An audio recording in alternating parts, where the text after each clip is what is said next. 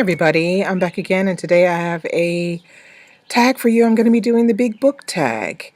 But first, I would like to say a little hello shout out to one half of Get Bookish, because I spent Sunday afternoon with Bex and her little sister Julie, and we had a great time.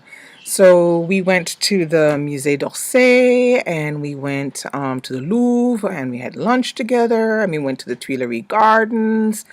And yeah, the weather was fantastic. It was sunny, it was beautiful, it was hot, and we had a fantastic time. So if you're watching, hello, hello. Hope you're having a great trip wherever you are. And can't wait for you to get back to making videos with less. So that's that. Okay, so let's get now started with the big book tag. Now, I'm going to be showing you 5 books that I have read and 5 books that I haven't read that are big. I mean, the biggest ones that I have. So let's start with the ones that I've read.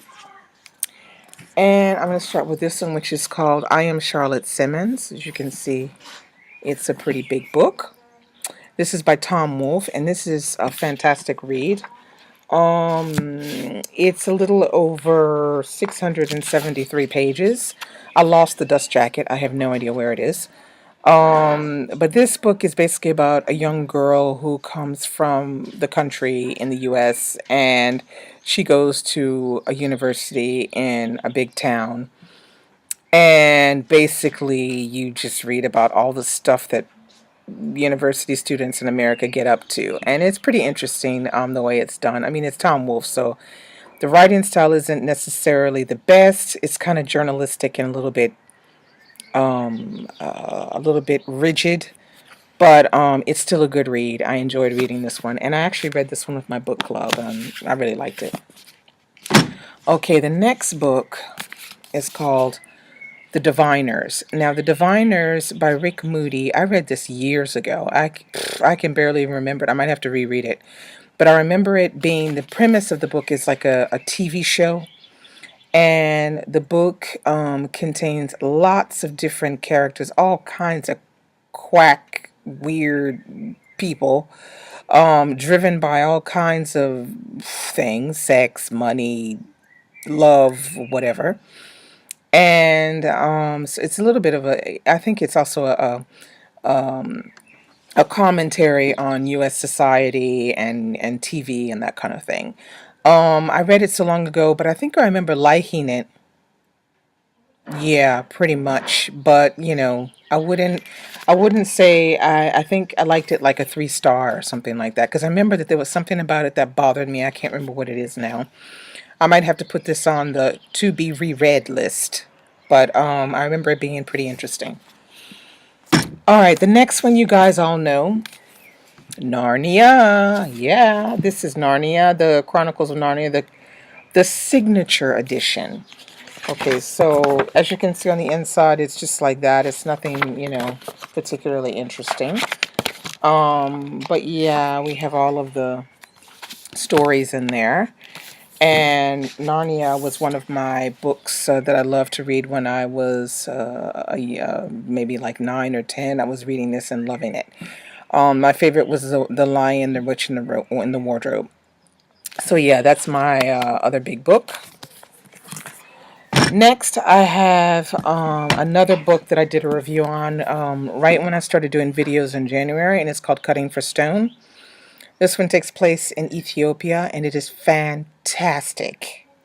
It's all about a surgeon, and, well, I'm not going to tell you any more than that, because otherwise, you won't want to read it. But the big thing about this is I learned a lot about Ethiopia. This is 541 pages, but the typography is kind of small.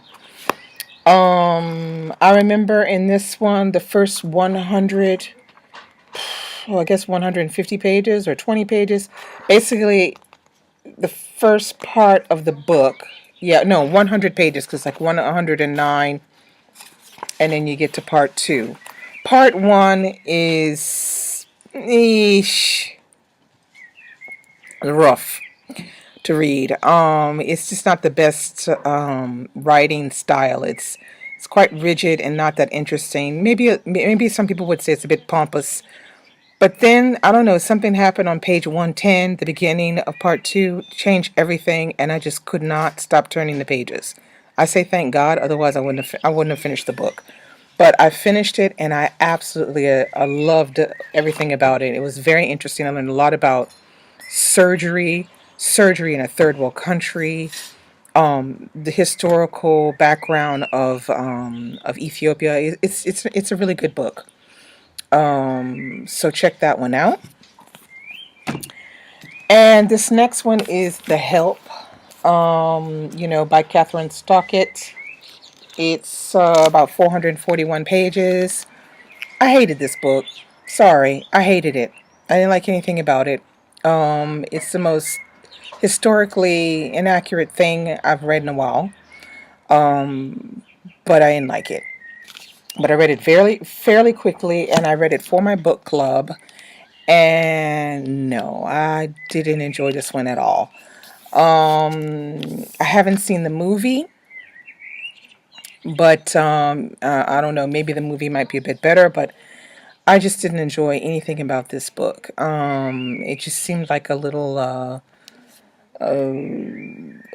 book that basically glorifies this idea of the black mammy thing, and I can't get on board with The Help. I'm sorry. I don't know. I tried, but I just couldn't do it.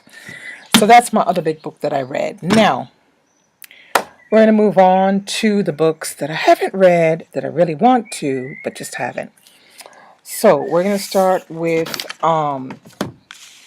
this one, which I think you all know, the famous The Casual Vacancy. I love this cover and everything, and from the few reviews that I've seen on YouTube and a few that I've read in the blogging, WordPress and Blogspot world, this is pretty mixed reviews. Half people like it, the other half don't. For me, I think I'm gonna like it because it just sounds like something I would like. But I will definitely try my damnedest to get to it. I don't know when though. It's 503 pages, but it is a big book. It's a hardback version. I got it for my birthday. I don't know. We'll see. Next book is Freedom by Jonathan Franzen. Now I love the corrections. See, the inside is just like this. It's nothing nothing particular. And I liked the corrections, so I'm kind of interested in reading this. I'm sure the writing style will be great, and the storyline too. So there's this one. Next, I have Blackwater Rising. Now this, I already did a review on her second book, which was called The Cutting Season, which is a murder that took place in Louisiana on a plantation. And this one is another murder mystery, and this is her first book. And it says on the front, superlative, the best bad town novel in some time. Locke is a standout, and that was written by James Elroy. So yeah, I'm kind of convinced already, because James Elroy probably wouldn't write anything on anything that he didn't really believe in. So yeah, I'm going to check this one out eventually. And of course, there's this one, John Irving, Until I Find You. Now, I must admit, this book has been sitting on my shelf for quite some time. Quite a long time. Guilty as charged. This one is a little over 820 pages. That might be the reason why I haven't touched it in a while. But I am interested in, getting to this one. I don't know if I'll get to it this year, but it would be nice.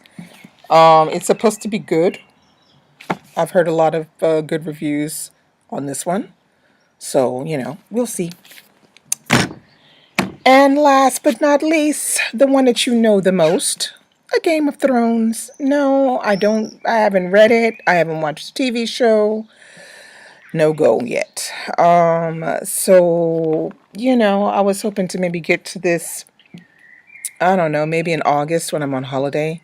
But I'm setting aside Inferno for that and a couple of other things for that. Who knows? If I get through Inferno and the rest of what I have on the side, then I will get to a Game of Thrones.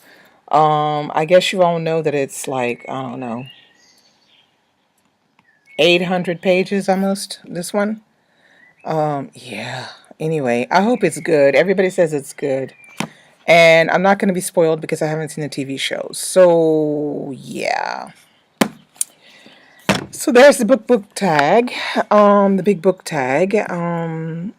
So tell me below which one of these I should get on, or which one of these you've already read and liked or disliked. And I hope you guys are having a great day. I'm a bit exhausted and I have to go to work tomorrow. So I'm probably just going to say goodbye and go read a bit and go to sleep.